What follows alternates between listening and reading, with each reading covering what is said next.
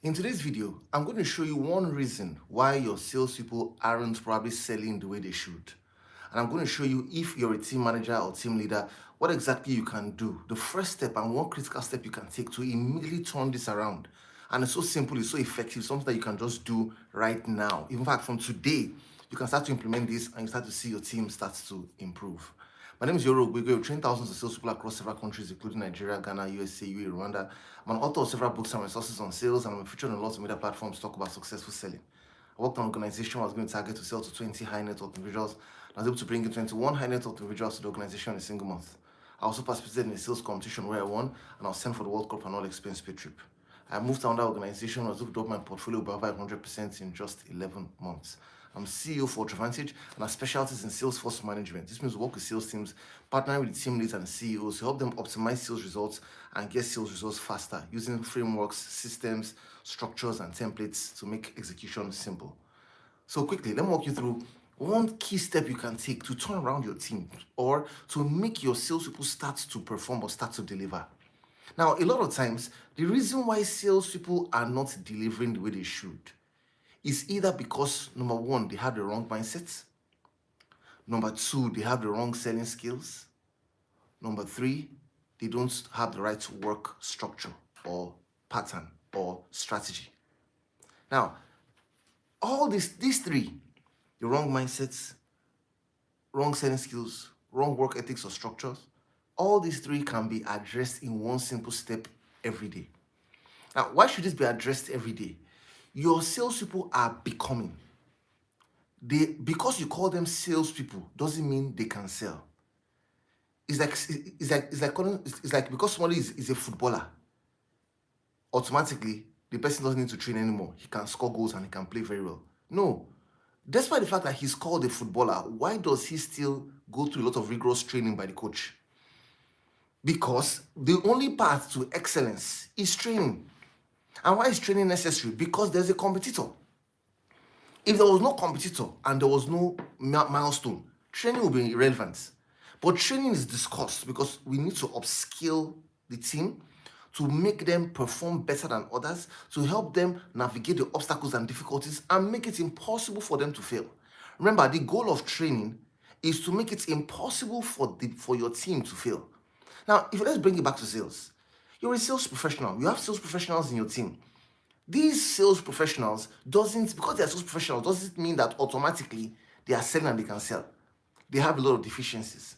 And there are several, and you need to make sure that on a daily basis, you take care of these things.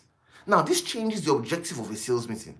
The objective of a sales meeting is no longer for the purpose of just talking about numbers. You will talk about numbers, yes, but that is not the front line. See, you can always get numbers through a proper reporting mechanism. Have an idea of, if you have a CRM, if you have a sales tracker, and every day your people are documenting the conversations they're having, and that's very necessary, I'm telling you. See, because you see, there are some things you can't postpone. If the conversations concerning a transaction that held today, you move it to tomorrow, it means that you're moving the opportunities, you're taking out of the time you have for tomorrow that you could have used for more strategic and important things, instead of you to have done it today. So focus on getting more reports and engaging to know how well your people have done for the day, the same day they went out. By the next day, which is, for example, maybe today, for example, now, if you imagine you've got all your reports yesterday, you had all the information about all the conversations they had yesterday, which is very necessary. Today, you will focus on the most important thing, which is not talking about numbers. What's your plan for the day? Why didn't you close yesterday? All that. See, if your people could close, they would have closed. If they could close, they would have closed. They are willing because they are even going out. But being willing is not enough. They need to know what to do. And that changes the purpose of a sales meeting. The purpose of a sales meeting is for two things: training and coaching. Training and coaching. That is all you're going to be doing every day. For a sales team to succeed consistently, there must be daily training. If you're running a team in any industry and you're wondering, my people are not selling enough, you're not seeing enough results, are you providing them daily training? Are you providing? I can imagine someone saying, but Iyore, it's not when people show up for training that you cannot provide them training. Now, what is leadership as a leader? As a leader, you must first be interested in their goals. so that they can help you accomplish your goals. It's not the other way around. It is difficult to accomplish anything great by trying to use people. To use people means you are not concerned about their goals. You are only concerned about your goals. And all you're talking about is numbers. Go out, sell, what's going on. Stop demanding from people what you didn't put inside of them. Stop demanding from them what you didn't put inside of them. What have you put inside of them? Don't say things like, oh, but I hired them because I found out that they were very good. Yes, I know.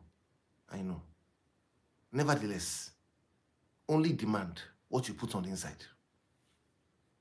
Only demand. Because a lot of times, you see, sometimes you hire new salespeople, they join your team, they tell you that they are very experienced, they've been doing this, they've been doing that, and you're hoping that you start to see a lot of wonders. What you're supposed to do, ladies and gentlemen, is immediately these people come into your team, start monitoring them, start micromanaging, start checking to be sure that they know what they're doing. That will save you a lot of time. I don't expect you to micromanage forever, but just at the beginning, to make sure that the person knows what he or she is doing. I'll give you an example. Imagine if you have a sales team, and I'm showing you what I mean by micromanage now, because some people don't like that word, and it's not a bad word. It's a performance-based word for a season of a salesperson. Imagine if you join my team. We have a sales meeting. Remember, the purpose of the sales meeting is for training and coaching. The first thing I want to probably discuss in my sales meeting, maybe for the first 10 minutes, is product knowledge, maybe a knowledge sharing session. After the knowledge sharing session, I want to assess your knowledge base of our products. So I'll give you written Q&As. Either you write them on the bar and paper, or I upload on Google form and you give me the answers, depending on the size of the team. I want to test for the knowledge. If you don't test for the knowledge and you assume that because you spoke about it, you say, but they are adults, are they not supposed to? You see, that's why you're getting results that's why your results are probably the way it is. Don't say things like they are adults, they should know what they are supposed to do. No. See, it doesn't work that way. That's why you must begin. See, not everybody who is an adult behaves like an adult. We both know that. So don't now say things like, but they are adults, they should know what they're supposed to do. First of all, test for how responsible they are. You're micromanaging, you're being very close to see how responsible they are. So you teach them about the product, you test it, Q&A. If you give them the products, you test it, Q&A, and they pass very well, they're already trying to tell you that, see you, I'm an adult. They're trying to tell you that by their behavior. So you don't say you're an adult because of your age. You say you're an adult because of your behavior. So with their behavior, you're really trying to show you that, see, I'm responsible. You just told me about this product now. You give me questions and answers. I've passed them already. The second thing you're going to quickly test for is you do a short form of sales training for them. Bring them to our YouTube channel, let them watch some of our videos. Get some of our material, walk them through some of the contents. Or based on your knowledge of sales, talk to them a few things about sales concepts. Engage them, another 10 minutes. You may feel like the person feels like, well, I already know it. No problem. This takes us to the next level. Test it. You see, you teach and you test. You teach and you test. Product knowledge assessment, sales training, role play. Test it with role play. All right, sell to me. Let me hear you sell to me. And the person says, okay, we have this kind of product, we have that kind of product. You know that the person is not seeing anything good at that point in time. Because when you selling and marketing are not the same thing. Marketing is creating awareness about the products. Selling is asking questions. So if you tell somebody sell to me, and the first thing the person does is not ask questions, he starts to talk about the product or service, there's something wrong somewhere. The next thing, and the final thing you want to probably do in your meeting is check out for numbers.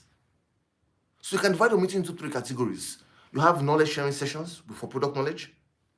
You have sales training and you do role plays to test for the concepts. Then you assess the numbers of the team the day before and give them direction for the day. So you find out that you'll be prioritizing and doing 2 significant things that are most important. You are improving their knowledge base. You are improving their selling skills. With these 2 things in mind, you find out that over time, knowledge brings competence. Competence gives confidence, and you're able to give the kind of results you desire for your team. Thanks so much for watching this video. If you haven't watched the next video, please watch the next video. If you subscribe here as well. I look forward to seeing you in the next video.